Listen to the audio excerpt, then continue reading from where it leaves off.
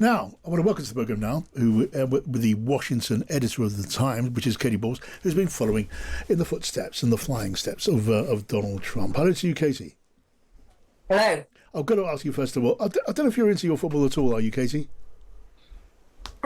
I watched the big matches and I followed the Lionesses' victory, though Donald Trump was slightly distracting at that point in terms of what he was doing in the script.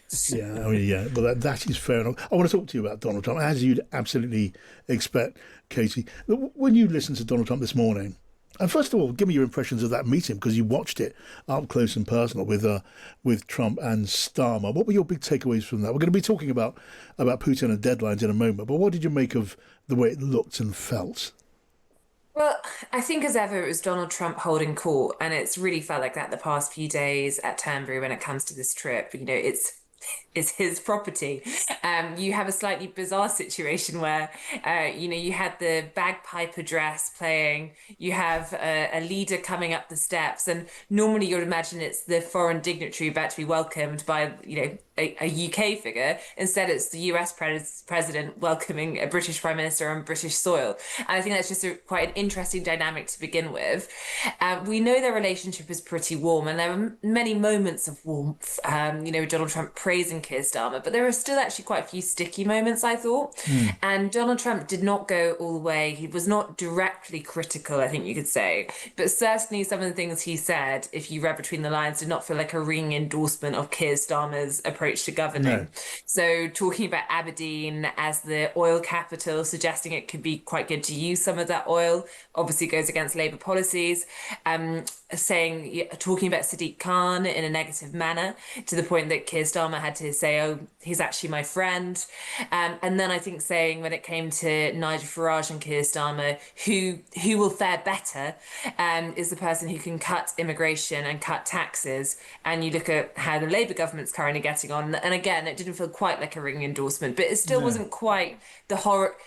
First term Trump, where we saw some of these press conferences really get uncomfortable with Theresa May. It wasn't that territory. And do you reckon, Katy, because you're very late, very recently of this parish, now you're DC based. Do you really believe that Keir Starmer does get on with Donald Trump? It's not just a tool of the trade. He needs to get on with Trump, so he does get on with Trump. Do you think he really feels it? There was another anonymous aide quoted in the Sunday Times saying he likes Donald Trump, and you read that and you reflect on it, and you think Trump is the antithesis of the sort of person you'd imagine Keir Starmer would actually like.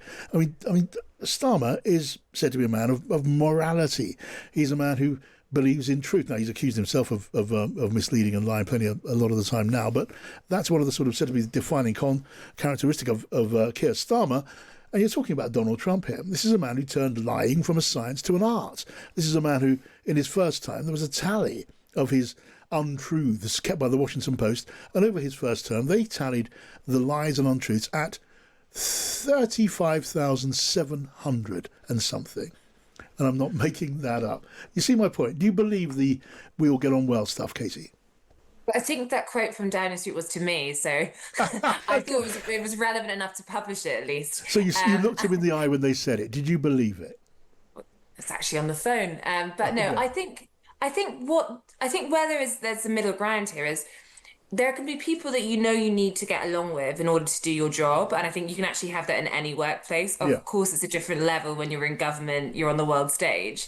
And then you can be pleasantly surprised when actually making that relationship goes a bit better than you expected. And I think that's what's happened with Keir Starmer. Now, I think that you will hear from figures, having been in the UK covering politics for 10 years and now being in DC, you hear from figures of both of their, groups, circles and so forth, that everyone's a little bit surprised they seem to get on. But to the point, you don't hear these claims about every leader in Donald Trump, do you? You don't have the same level of certain European leaders claiming, like Merz and others, that they have this great relationship, and Donald Trump saying similar. So I don't think they have to overly big it up. Now, there's obviously an interest in trying to say things are rosy, but you also look at some of these results, UK-US trade deal, and I think Downing Street chose to go for the flattery approach when it came to winning around Donald Trump. it has had some results. There's clearly a bit of a ruthless element in terms of Keir Starmer thinking it's worth all this to be in with America and be in with the Yeah, president. yeah. But I think that they do find him quite funny to be around. That's what you hear from Downing Street and some very close to Keir Starmer. Yeah, yeah. I mean, funny as well with all sorts of different applications, isn't it? And we're talking about, I guess, practical application of amiability here. Part of the tools of the in the box. And here with me on Pienaar and Friends, we've got Matt Torbett, we've got Joe Tanner, and Katy Balls, Washington editor for the Times. Katy, I know you have to leave us soon, but what did you make of that ultimatum from Trump? 10 to 12 days to come to the table, or its secondary sanctions, which is, on paper, a very, very severe threat. What did you make of it? Well, of course, we've had Donald Trump come up with deadlines and change the deadlines several times before and says, well, I'm the president, I can do that. Whether it's tariffs or, peace deals and so forth. So I think what I mainly took away from it is it's further confirmation of how aggravated and irritated Donald Trump is with Putin. And if we think about the past couple of months, and even if we go back to the beginning of the year and the Oval Office moment with Zelensky, Donald Trump and JD Vance, it feels like we've come a long way in terms of US attitudes as to the Ukraine conflict. Now, that's not the same as bringing it to an end, but I think it is certainly pointing to the fact that there was a time when figures in the White House were talking about all the economic opportunities with Russia if they could just, end this pesky conflict. Yeah. I think we're now quite far from that. And where Donald Trump has moved is where lots of Western leaders, Keir Starmer, Emmanuel Macron, wanted to get him several months ago. So I think that those comments are being well received on the continent. But I guess the but is... He spoke previously, the president, about 100% tariff on Chinese imports.